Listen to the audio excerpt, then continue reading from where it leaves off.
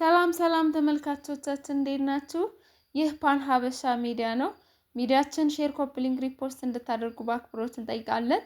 የዛሬ ትንተናችን የአፄ ካሌብ የየመን ዘመቻን በተመለከተ ነው። ሰዎች ሲናገሩ ይህ ዘመቻ የፍትህ ዘመቻ ነው እያሉ ይጠሩታል። ግፉአንን ለመታደግ የተደረገም ነው ይሉታል። አፄ ካሌብ የነበራቸው ጂኦፖለቲካዊ ብቃት የሀበሻውያን ብሔር አጋዚ በወቅቱ የዓለም ኃይል ሱፐር ፓወር እንደነበረች ማረጋገጫ ነው ይላሉ። ትልቅ መንፈሳዊ ጀግንነትም እንዳላቸው ይነገራል። አፄ ካሌብ ንጉሱ በታሪክ የመጨረሻው ዘመናቸው በጸሎትና በገዳም ማሳለፋቸውን ለየት ያደርጋቸዋል።